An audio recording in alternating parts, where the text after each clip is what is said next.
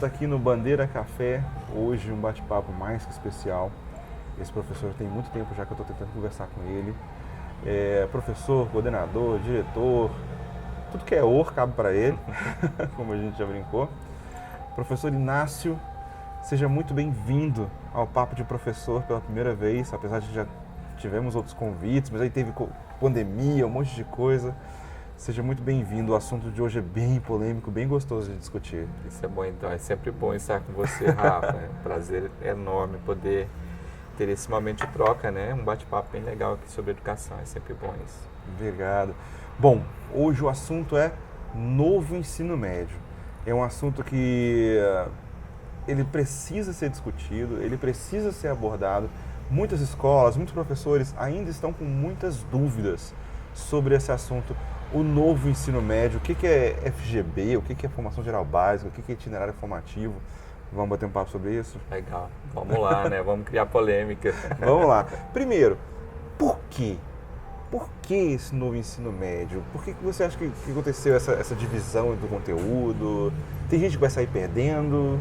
Eu ouvi muito isso. A gente vai sair perdendo em algumas coisas. Claro, bacana, né? Você já começou dando porrada no cerne da questão. O novo ensino médio, ele surge por conta de uma série de consequências políticas, sociais, intelectuais. Esse é o fato. Vou trazer aqui para o campo intelectual, mas acho que em outros momentos a gente pode ir para o campo político e social também. Mas o bacana, Rafa, é eu compreender que... Só um segundinho. Quer um cafezinho? Eu aceito, por favor. 2 cafezinhos, por favor. Obrigado. Isso. O legal, Rafa, é nós compreendermos que no processo do desenvolvimento da construção, desenvolvimento e construção da educação no nosso país, nós começamos a perceber que o jovem possui necessidades, interesses e afinidades.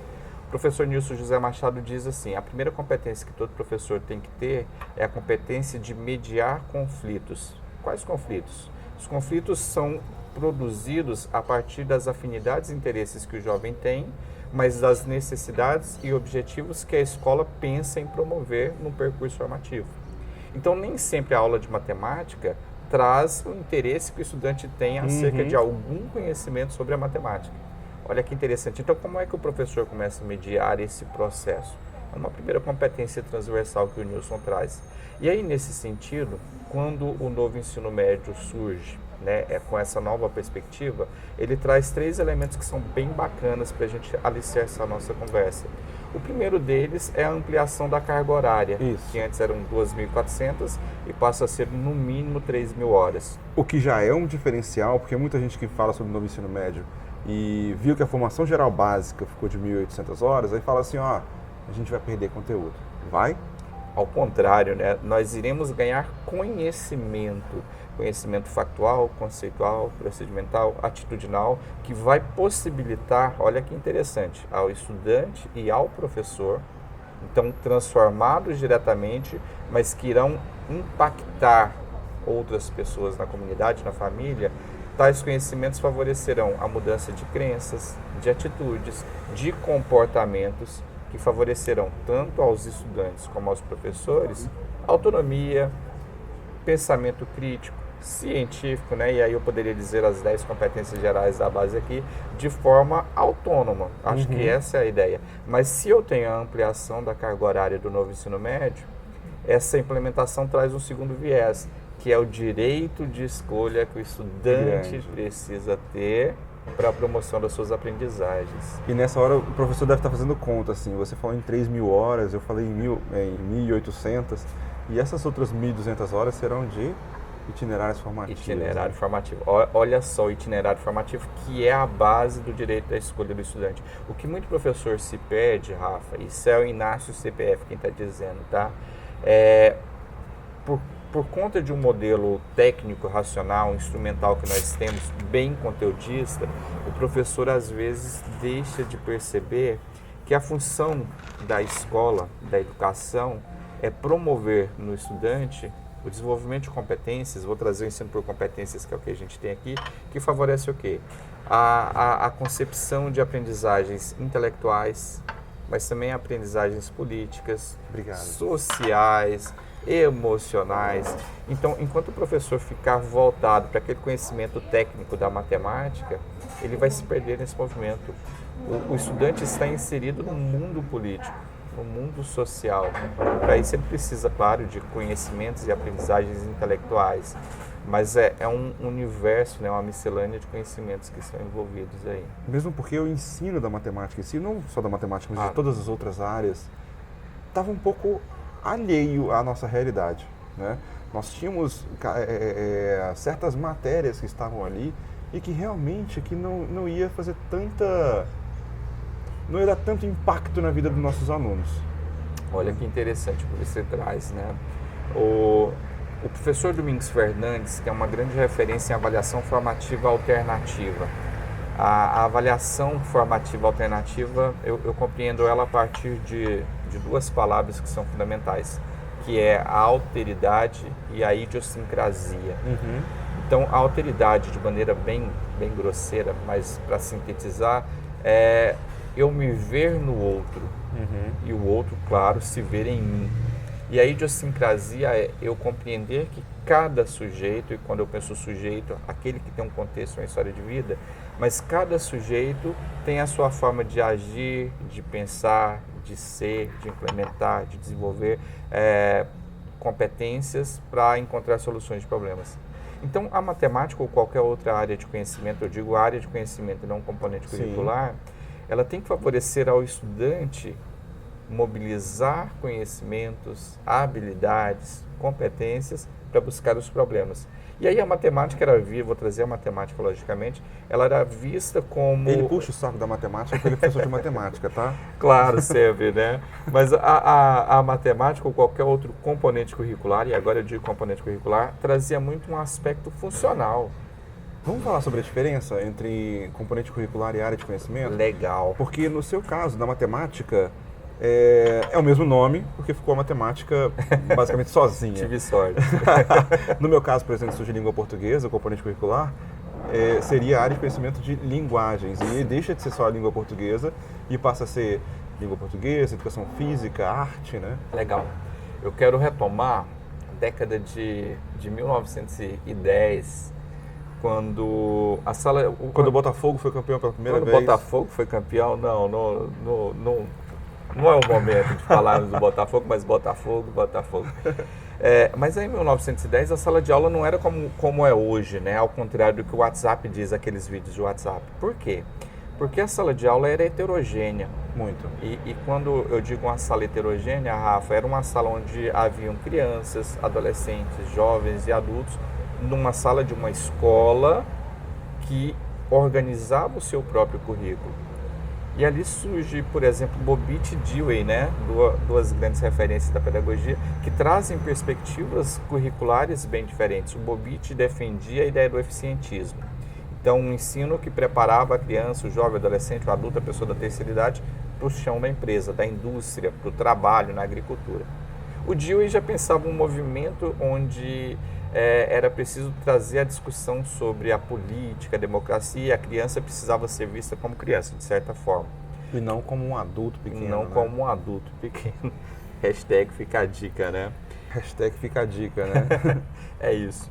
Mas o fato é que lá em 1930 aparece um nome, professor Ralph Tiller, professor estadunidense universitário, que é considerado o pai da avaliação educacional moderna. Ele um belo dia estava, uma alegoria, tá? Ele estava em sua casa e começou a perceber que a sala de aula, da forma heterogênea como era, não fazia sentido. Então ele começa a trazer e defender a ideia do estudo em 8 anos. Um detalhe, até então cada escola com o seu currículo pensava a quantidade de tempo que era necessário para formar aquela pessoa, aquele sujeito ali. Então havia escolas que organizavam em 2, 3, 4 anos. E aí o Ralph Tiller diz assim, não, tem que ter 8 anos e a criança tem que entrar com 6 para ela estudar com criança, e à medida que o tempo for avançando, né, essa criança logicamente vai amadurecendo, vai tendo, a idade vai se transformando, vai mudando, e outras pessoas vão entrando. Isso em e a educação vai se adaptando à faixa etária da criança. Só que aí surge um primeiro ponto, né? o que trabalhar nesses 8 anos? Porque até então a escola não trabalhava em 8 anos. Até então não havia uma distinção de conhecimentos que eram trabalhados. Matemática, linguagens, né? Mas era isso. E aí o Ralph Tiller começa a trazer a ideia dos objetivos de aprendizagem, pela primeira vez na história da educação. E aí surge a relação entre currículo e avaliação. Mas enfim, isso é um outro assunto, Rafa. Mas o fato é que nesse momento eles precisavam preencher as lacunas. E aí que surge a ideia dos componentes curriculares hoje. Então, o componente curricular, antigamente diríamos disciplinas, matérias, ele define um conjunto de conhecimentos a partir de uma ementa que é produzida a partir de uma matriz curricular, de um documento curricular que cada rede estadual, municipal construiu o seu a partir da Base Nacional Comum Curricular. Então, essa ementa é o que vai definir quais são, dependendo do modelo de ensino, as habilidades, as competências, os conhecimentos que precisam ser trabalhados num percurso formativo ao longo de um período. Então, isso é o que a gente define enquanto componente curricular, seria a matéria. Então, existe o componente curricular de matemática, existe o componente curricular de língua portuguesa, de história e de geografia. Com a implementação do novo ensino médio, percebemos que o conhecimento ele não pode ser pensado em caixinhas. Então, a história ela tem que ser articulada com os componentes curriculares que trazem conhecimentos afins. Então, por isso que a história dialoga de forma muito direta com a geografia, com a sociologia, com a filosofia, e aí surge a área de ciências humanas e aplicadas.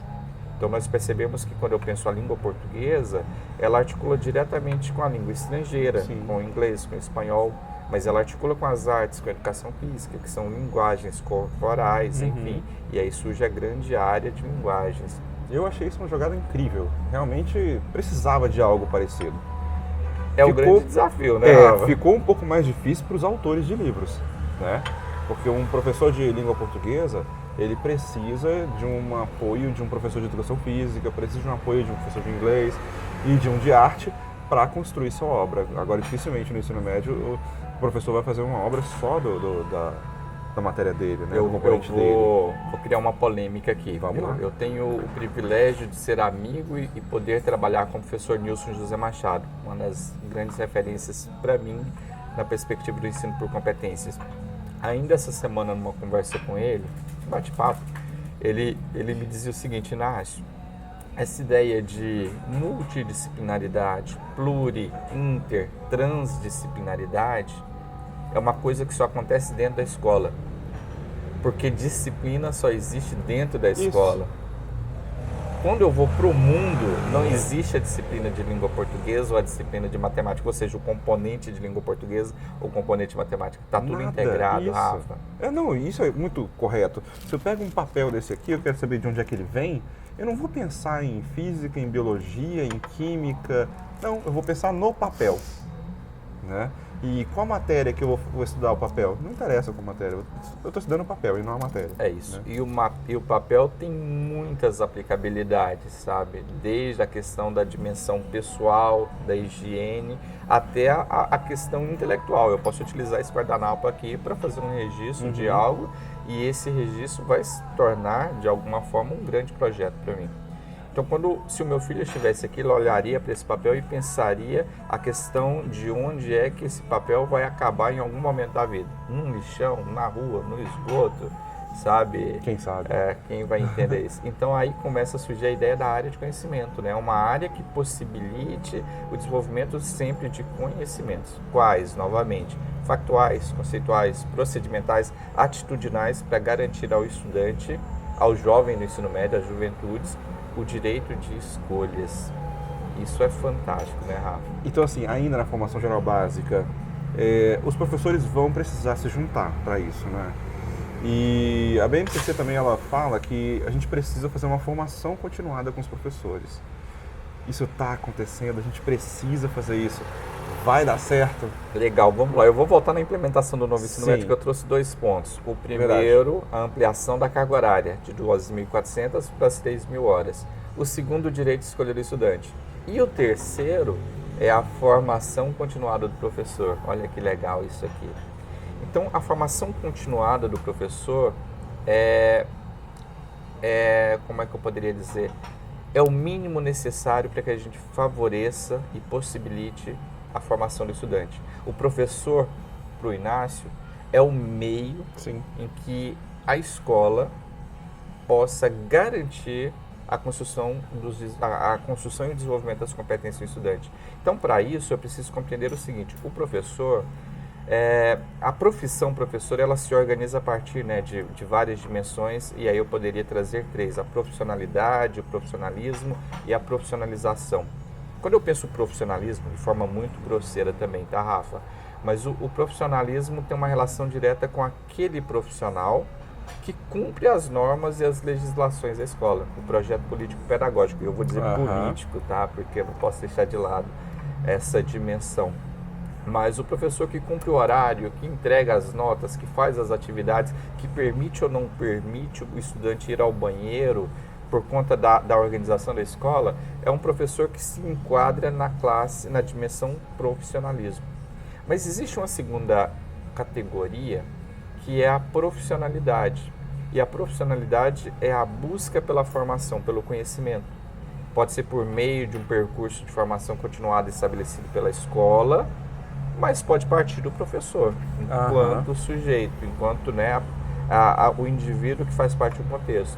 Então, quando o professor pega um livro ou assiste a um vídeo no celular sobre educação, sobre sua área de conhecimento, sobre seu componente curricular, ele está nesse processo da profissionalidade.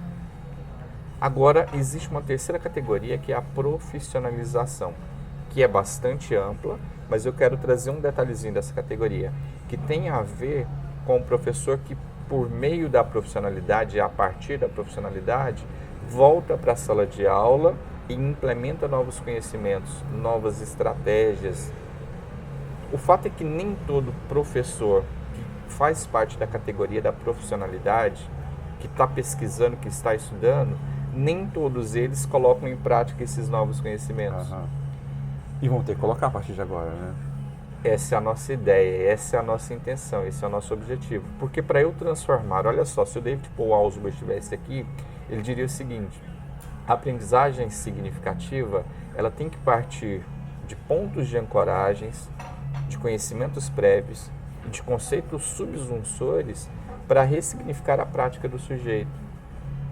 E se o professor não começar a trazer o estudante, compreendendo o seu contexto, a sua realidade, articulando as suas afinidades, seus estilos de aprendizagem, de cognição, seus interesses com o que está proposto no documento curricular da escola, por meio do itinerário formativo, a coisa não acontece. Quando eu penso a juventude do século XXI, no ano de 2022, eu percebo que essa juventude, ela tem que ser pensada principalmente a partir das funções de suas funções executivas, que é inerente a cada indivíduo, né? Olha que eu trago sujeito, indivíduo, existe a pessoa e o cidadão.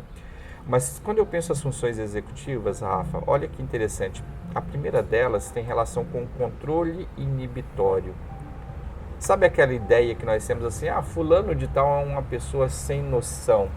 E aí quando eu trago a pessoa a partir da persona, das suas personalidades, né, das suas máscaras, o ser sem noção é um ser que, em grande parte das situações, não desenvolveu mecanismos relacionados ao controle inibitório. Então, a forma de se vestir, de agir, de se pronunciar, de falar, de se comunicar é o eixo expressão, compreensão, porque eu me expresso para você, você compreende o que eu levo, mas em algum momento você se expressa para mim, eu preciso compreender o que você traz. Tem uma relação direta com o controle inibitório. Esse é um ponto.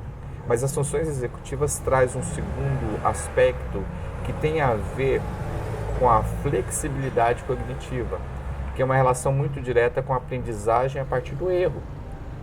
O Nilson José Machado, quero retomar aqui, o novo ensino médio defende muito a ideia do protagonismo. O Nilson José Machado diz assim, olha, o jovem precisa ser protagonista, mas em alguns momentos ele ocupará papel coadjuvante, sim, em alguns de figurante. A vida a vida em si, ela não permite ao sujeito 100% de momentos enquanto protagonista. Eu não tinha pensado nisso. Verdade. A gente sempre está falando sobre protagonismo do aluno em sala de aula, por isso a gente estudou bastante sobre metodologias ativas, mas realmente não é todo momento que ele pode ser protagonista, ele precisa ser ouvinte. Né? Olha só a nossa relação nesse momento. Você fala, eu ouço, eu falo, você me escuta. Então, em alguns momentos, você está como coadjuvante. E há os figurantes que estão por trás das câmeras nesse momento aqui. Mas lá por trás da câmera, ele é o protagonista da ação dele.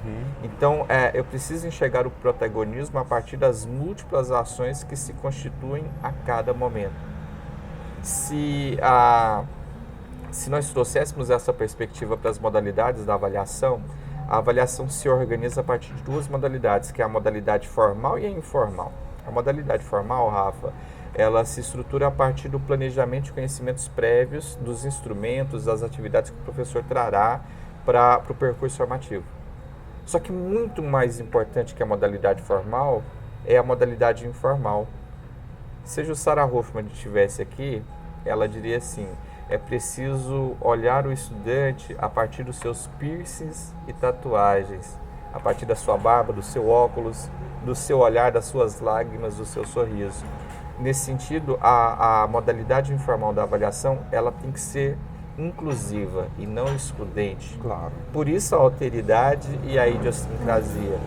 Então, quando eu começo a pensar esse movimento, eu percebo que o estudante nem sempre é protagonista da ação direta. Ele pode ser coadjuvante, ele pode estar na função, no papel do coadjuvante ou do figurante, mas se eu mudar a perspectiva do olhar, que não necessariamente é a que eu tenho no momento, ele assume o papel de protagonista.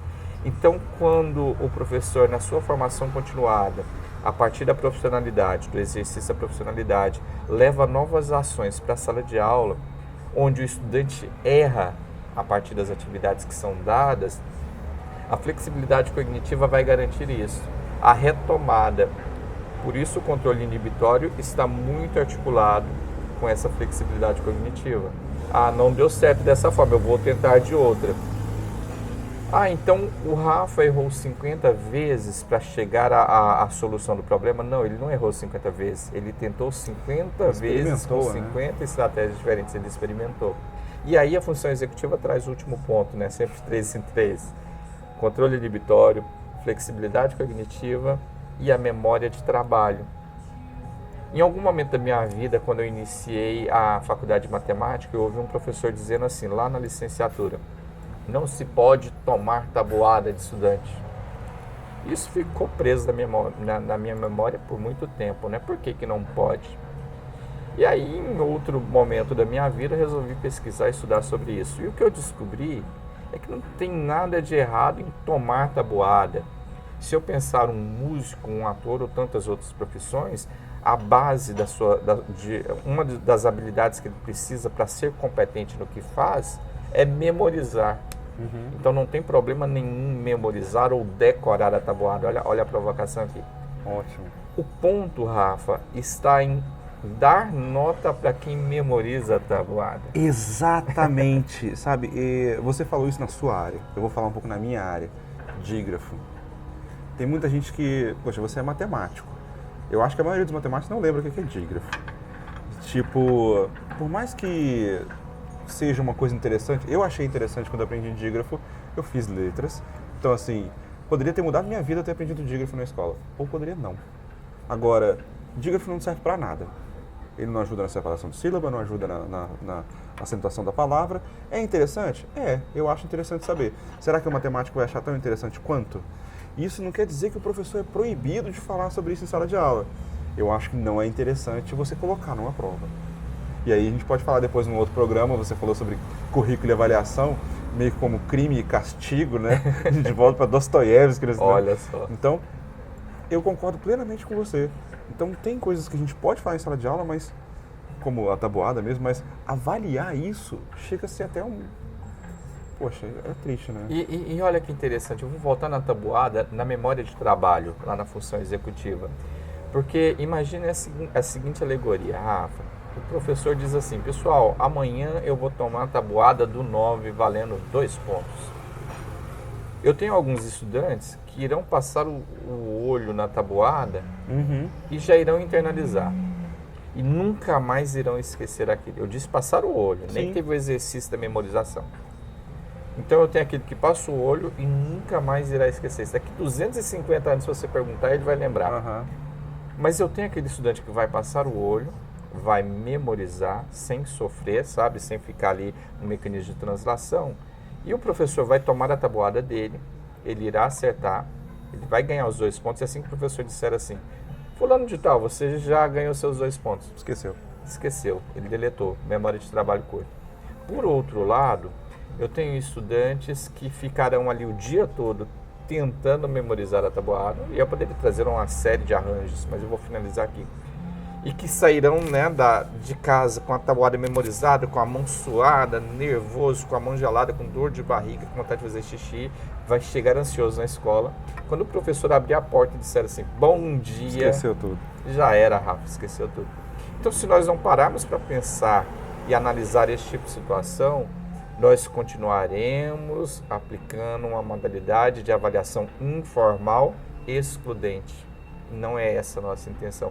Então, a memória de trabalho, articulada com a flexibilidade cognitiva e o controle inibitório, tem que ser pensado no cotidiano da sala de aula. Então, não é a matemática pela matemática, é a matemática pela vida, das outras áreas de conhecimento. Pela vida também. Pela vida também, mas respeitando sempre o sujeito, que é o nosso estudante. Quando o professor entende que a função dele é ajudar aquele estudante a viver melhor, eu acho que tudo muda, né? Você como matemático, você vai usar a matemática como ferramenta para fazer esse aluno viver melhor. E não é o objetivo não é a matemática, o objetivo é a vida, né? Olha que interessante, Rafa, quando você traz essa reflexão. E eu vou trazer uma alegoria da matemática para nós compreendermos a matemática pela matemática e a matemática pela vida. Imagine que você pretende comprar um livro. Esse livro custa R$100. Então você organizou as suas reservas financeiras e depois de um período você pensa, hoje é o grande dia, vou caminhar até a livraria para comprar esse livro. A distância da livraria da sua casa até a livraria é uma distância que corresponde a 30 minutos de caminhada. E você vai feliz da vida com seus R$100 para comprar o livro. E aí de repente você está na livraria e chega o Inácio, seu amigo. E seu amigo Inácio vê você folheando aquele livro e o Inácio diz assim, caramba, esse livro? Vou comprar ele. E o Inácio te dá uma informação, o Inácio comenta assim, Rafa, naquela livraria B, que fica a 40 minutos daqui de caminhada, esse livro está custando R$50. Ou Colocou seja, uma variante aí. 50% de desconto. E o Rafa diz assim, caramba, vou até essa segunda livraria, vou caminhar mais 40 minutos, já estou a 30 minutos de casa, vou caminhar mais 40.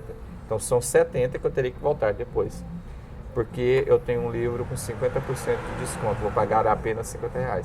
Essa é uma situação A, Rafa. Agora olha a situação B. Vamos mudar as variáveis. Já não é mais um livro, você quer um celular. Esse celular não custa R$50, ele custa R$1.000. E você, com suas reservas, juntou por um período de tempo esses R$1.000 para comprar o celular. Você caminha os mesmos 30 minutos, não é uma livraria, é uma loja especializada que vende celular. E aí você está lá com o celular em mãos, que custa R$1.000, e o Inácio chega e diz assim, caramba, naquela loja que fica a 40 minutos daqui, o celular está custando R$950. Nossa, é verdade. Você tem uma economia de R$50. Assim como no livro. Só que no livro era 50% de desconto e agora são 5% de desconto. Você faria a caminhada por 5% de desconto? Isso é a matemática pela matemática. Se eu trouxer para a vida, continua sendo os mesmos R$50. Continua sendo o mesmo quilo de carne ou os mesmos 5 litros de gasolina. Quando o professor ensina a matemática pela matemática, em grande parte das situações, impede o estudante de desenvolver mecanismos críticos. Essa é a grande questão e a grande crítica que nós temos contra os aplicativos, contra os celulares hoje. Eu não tenho nada contra vídeos do YouTube, do Instagram, do TikTok. O ponto é que o cérebro humano, a mente humana, precisou de milhares de anos para se desenvolver. E a criança nesse movimento, ela a vida toda, ela cresceu e se desenvolveu do lado de pequenas comunidades, do pai, da mãe, do avô, que o questionava e o ajudava na reconstrução a partir dos erros. Hoje a criança fica o dia inteiro com o celular e não tem ninguém para provocá-la a pensar criticamente. Então, se o professor não começar a trazer esse tipo de situação, como a dos R$ 50 para as suas aulas, e aí, claro que a alegoria é em matemática, mas isso vale para qualquer área de conhecimento, eu não desenvolvo competências para a vida. E aí você diz, você comentou bem, mas eu vou mudar a expressão. Para o estudante desenvolver habilidades que lhes favoreçam viver com bem-estar. Por que eu digo bem-estar? Porque é a perspectiva que nós precisamos trazer para o desenvolvimento de conhecimentos e competências plenas. É o que a Base Nacional Comum Curricular traz a partir das 10 competências gerais. E os itinerários formativos vão ajudar nessa questão, né? Porque o itinerário formativo traz conhecimentos de múltiplos de componentes curriculares, de múltiplas áreas, não é para uma única área, e ele tem que favorecer ao estudante. Olha só, vou trazer os eixos cognitivos do Enem. Vai favorecer ao estudante dominar linguagens. Quais? As múltiplas linguagens, da língua portuguesa, da língua estrangeira, da matemática, da tecnologia, da sociologia. Compreender fenômenos.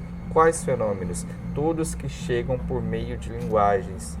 Enfrentar situações, problemas, a partir dos fatos, do que já acontece, já existe, mas pensando no fictus, que é o que irá chegar, a ficção, para a partir dali construir a argumentação e tomar decisões. Se o itinerário formativo não trouxer isso, não faz sentido. E ele precisa ser conectado com a formação geral básica, né? Não é uma coisa alheia. A formação geral básica prevê conhecimentos que já foram estruturados, né? Há décadas, pelo menos, conhecimentos dos componentes curriculares que agora se organizam por meio das áreas. Essa formação geral básica, qual que é qual que é o ponto, né, que eu preciso trazer enquanto ponto de atenção? O professor não pode mais ver essa formação geral básica a partir de uma perspectiva tecnicista. A matemática não existe pela matemática. A matemática está presente na sociedade enquanto ferramenta que qualquer cidadão precisa para buscar soluções de problemas. Deixa eu trazer uma fala interessante aqui que muita gente se perde, né? Quando eu penso os fundamentos psicossociais, eu preciso compreender que existe o indivíduo, que existe o sujeito, que existe a pessoa e o cidadão. O indivíduo é a célula indivisível. Quando eu penso o homem indivíduo, eu não penso características nem história desse homem. É por isso que a cadeira do teatro, do show, é individual. Ela está ali para qualquer homem, para qualquer mulher, independente de classe, gênero, raça, aquisição social. Agora, quando eu penso o sujeito, eu penso o homem que tem uma história de vida, que tem um contexto, que tem as suas experiências, seus saberes, sua filosofia de vida, seu modo de agir e pensar. Se eu avanço um pouquinho e vou para a pessoa, eu comentei isso agora há pouco, né? A pessoa vem da persona, que tem uma origem lá na Grécia, as máscaras, né? da arte, olha a arte aparecendo aí, Rafa. Eu poderia pensar numa série de situações. Eu sei que existe a persona Rafa, que está comigo aqui agora, mas existe a persona Rafa que está na casa dele, com os filhos dele.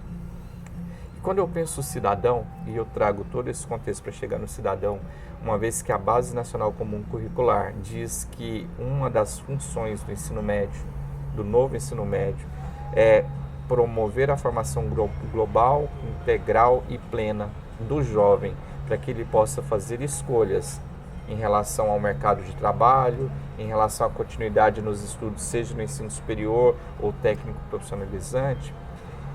A BNCC traz que essa intencionalidade é para garantir o exercício da cidadania. Então, quando eu penso o cidadão, eu preciso compreender o homem não individual, mas o homem sujeito, que possui personalidades, mas que faz parte de grupos. Então, há situações que ele vai desenvolver projetos individuais, mas na grande maioria das vezes, no exercício da cidadania, esse cidadão vai promover projetos coletivos. Mesmo porque esse cidadão faz parte de todo um organismo social, né? Fantástico. E aí, quando eu penso o projeto coletivo, olha que interessante. Se eu trouxer para os estilos de cognição, vou trazer para a sala de aula, mas nós chegaremos lá no cidadão. Dentre os estilos de cognição, eu poderia dizer um primeiro que é a ideia do campo de dependência e o campo de independência. Isso é inerente ao indivíduo, agora é indivíduo. Então, há indivíduos que têm maior campo de dependência e outros menor campo de dependência. O que é isso na sala de aula? Pessoal, vamos fazer uma avaliação? Pessoal, professor, pode ser em grupo ou em dupla? E o professor diz não. Professor, pode ser de pesquisa? Não. Professor, o senhor pode vir aqui tirar uma dúvida? Não. Professor, está certo ou está errado? Campo de dependência. São os níveis todos de dependência, olha só. né? Mas existe o campo de independência. Pessoal, vamos sentar em dupla para fazer a avaliação? Professor, posso fazer sozinho? Mas por que você quer fazer sozinho? Porque eu aprendo melhor sozinho. Eu preciso estar sozinho. Não, mas a sociedade do século XXI exige que você trabalhe com pares. Não, peraí. Não. Percebeu? Você já disse não. Fala, Rafa. Não exige, né? Não Eu acho que a exige. gente tem várias múltiplas inteligências e várias formas de se aprender, né? Olha o protagonismo, olha o estudante enquanto coadjuvante ou figurante. Mas vamos lá, esse é o primeiro campo, tá? Existe um segundo campo que é bem interessante, campo cognitivista, que é o da reflexividade e impulsividade de resposta. Reflexividade. Rafa, 3 vezes 4, quanto que é 3 vezes 4, Rafa? 3 vezes 4... Sabe aquele estudante que pensa e pensa e pensa, e quando o professor passa a pergunta para o colega, e nossa, quanto que é 3 vezes 4? O Rafa diz, é 12, professor, eu estava pensando. Reflexividade de resposta. Por outro lado, existe a impulsividade de resposta. Rafa, 3 vezes 4 é 12, professor. Calma, Rafa, não terminei de perguntar ainda. 3 vezes 4 dá um resultado que é um número par ou ímpar? Impulsivo, percebeu? Ótimo. Eu fui impulsivo na hora que eu falei, né? Você é impulsivo, né? Somos impulsivos. Isso é inerente ao sujeito. O professor precisa estar atento a isso. Mas existe outro campo da cognição que é o campo de convergência e divergência. O que é um campo de convergência?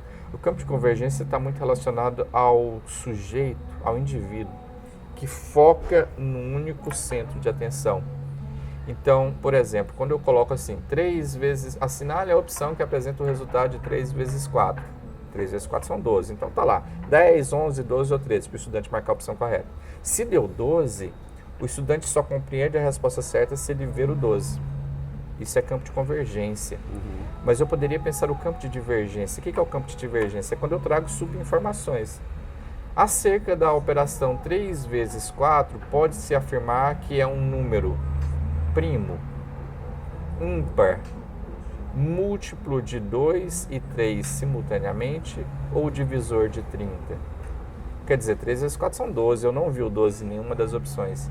Isso é campo de divergência. O indivíduo precisa trazer subinformações para encontrar a solução de um problema real.